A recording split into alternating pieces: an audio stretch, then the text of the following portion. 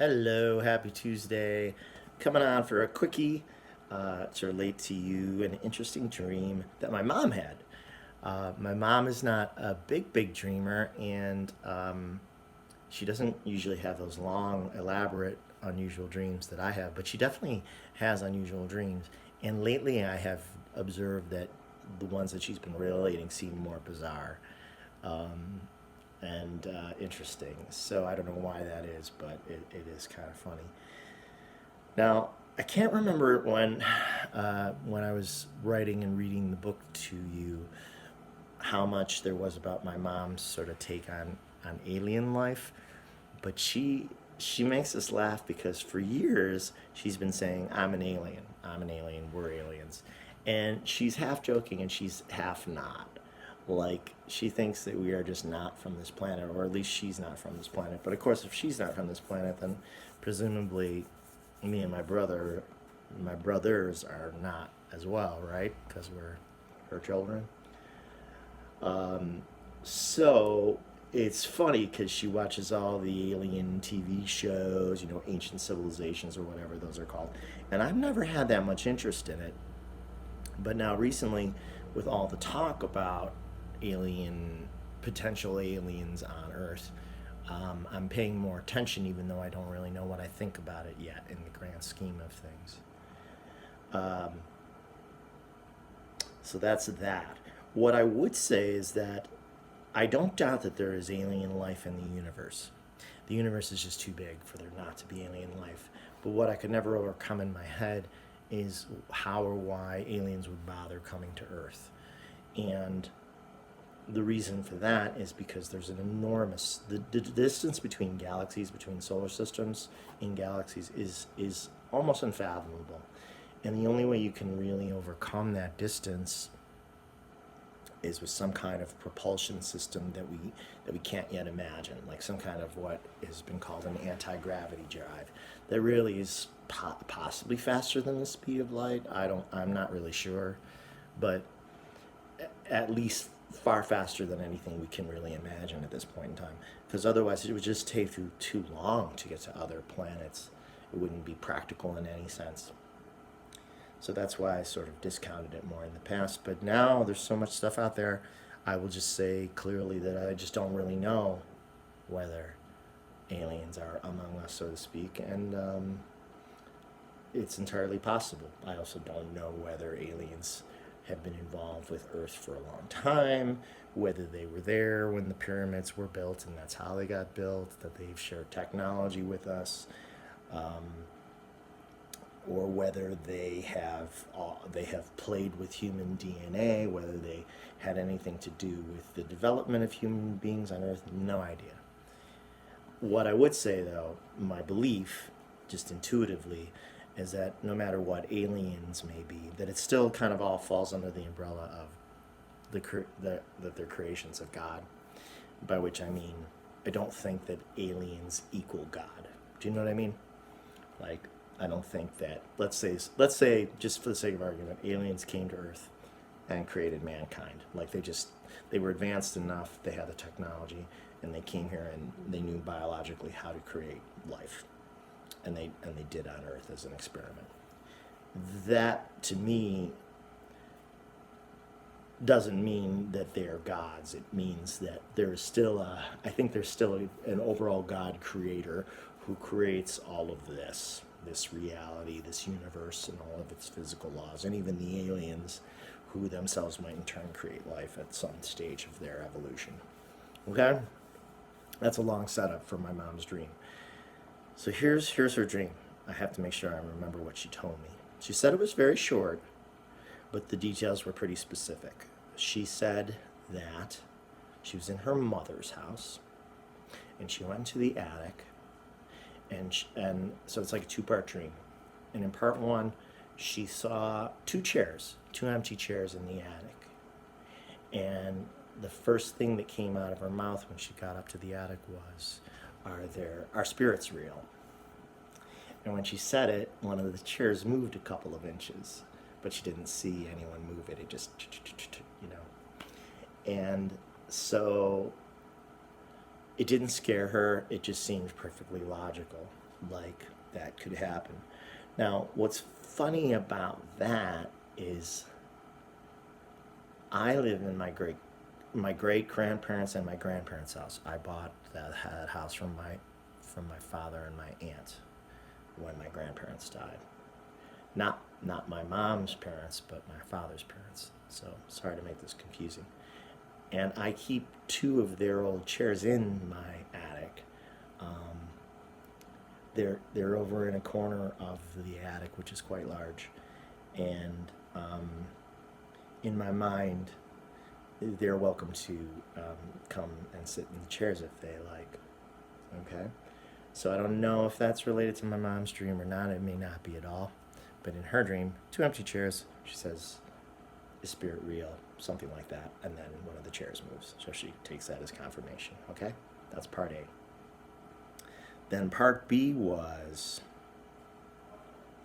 I can't remember now if she asked if aliens were also real or not, or if it just transitioned to the next part of the dream, in which an alien life form appeared to her. And I asked her if she could see what it looked like. Could she describe it? She said no, that she couldn't, but that she knew that it was alien.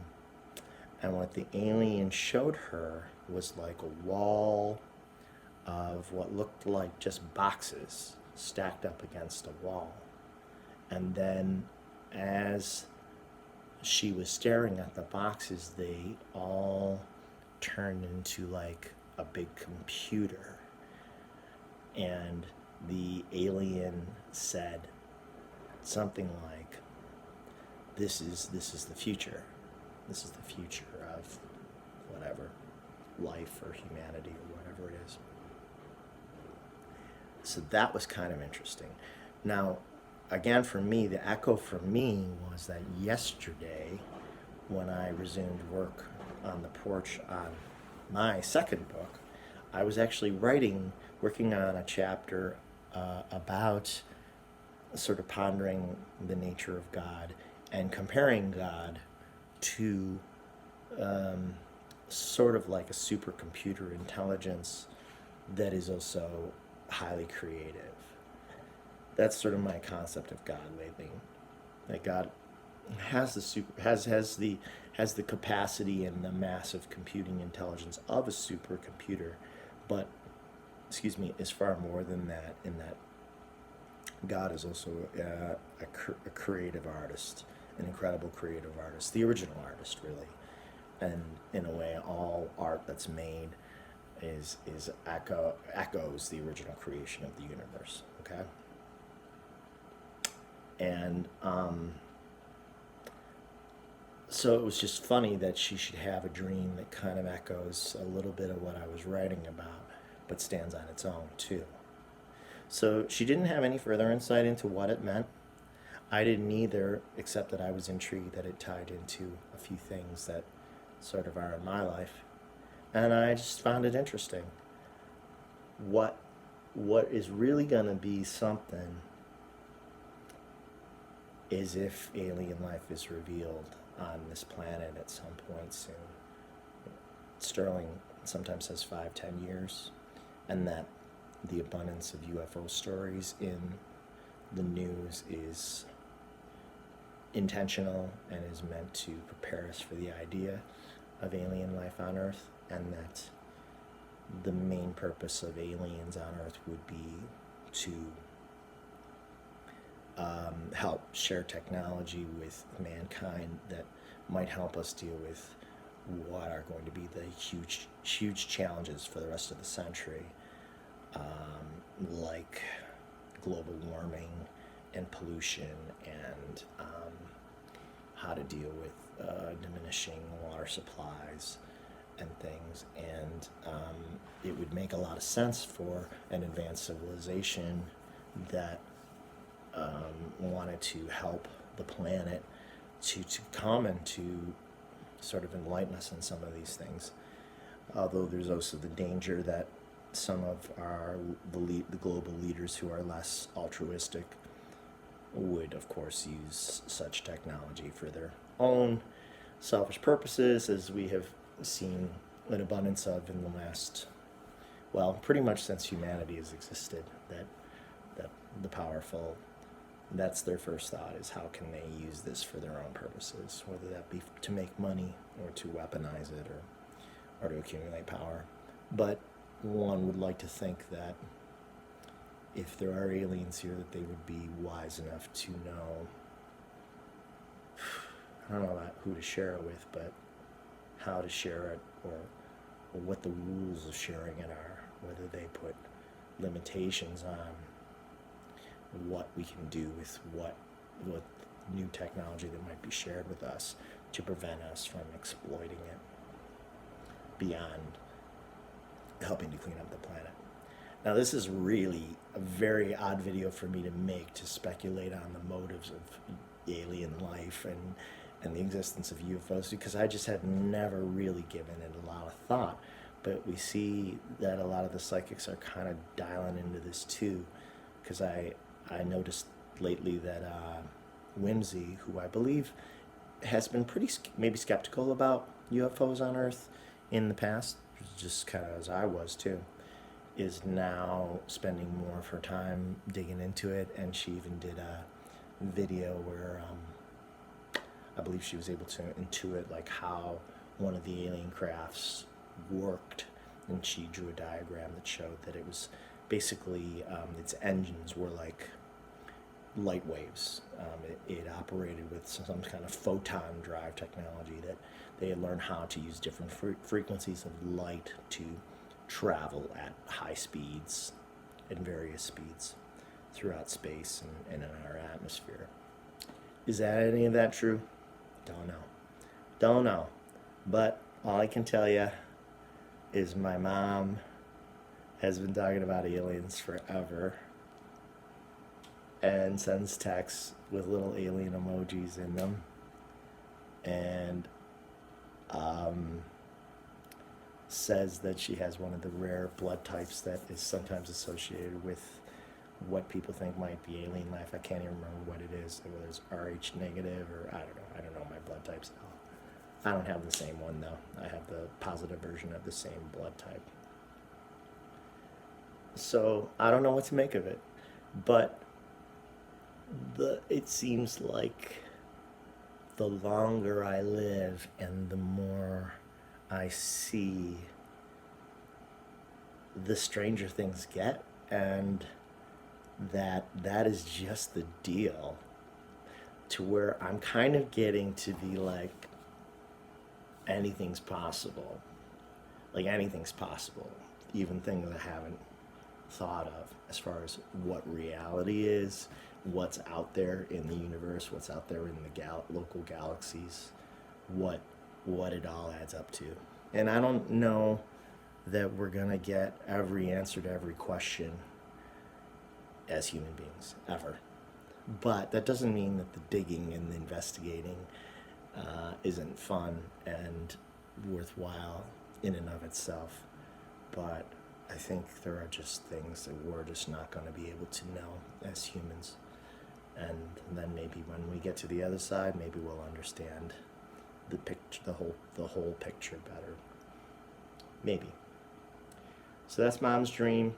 So again, with that the alien part, where the alien shows the bunch of boxes that turn into the supercomputer, and he says this is the future. Well, certainly on Earth we're getting towards a technological tipping point. We think that artificial intelligence will be possible sometime in the 21st century. We wonder what will happen when the computers are more intelligent than human beings and have more processing power than human beings. I wonder, will machines think that they are alive? Will they think they have souls? Will they begin to want to determine their own fate, have their own goals, have their own priorities? And I don't know how much of that I'll see in the rest of my lifetime, or how much you'll see in the rest of your lifetime, but it's gonna get weirder. Everything's gonna get weirder in lots of ways, including, unfortunately, I think, climate change, which is now like right on top of us. And I don't say that to scare anyone, but I'm trying to wrap my head around I'm trying to brace for the inevitability of more disruption. If our democracy can hold, that's the most important thing. And with Biden in office, that's a huge step forward. And there have been other good signs for the democracy lately, like Giuliani losing his law license, or at least temporarily, but hopefully towards permanency. What is believed to be the impending indictments of a certain New York City business mogul's main organization in New York City, the charging of some of the January 6th insurrectionists. I'm trying to think. There's been other good news. So the wheels of justice, as they say, do turn slow. Try to be patient. Try to think long game more than short game. I know it's really hard because I have to do that too. I have to kind of calm myself and be like, when are we going to get justice? But it can move slower than we like sometimes, and that can be frustrating. But it does get there in time. It always does. The truth always comes out in time. Justice is inevitably always served in time. It's just not always, maybe in our lifetime, that we get to see that.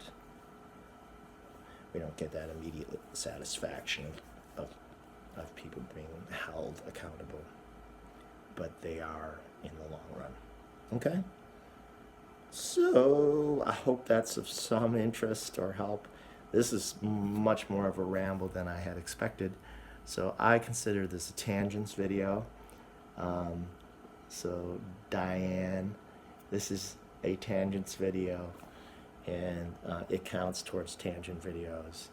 And I'll try to make more since I know you want some. Okay? All right, be well. Take care.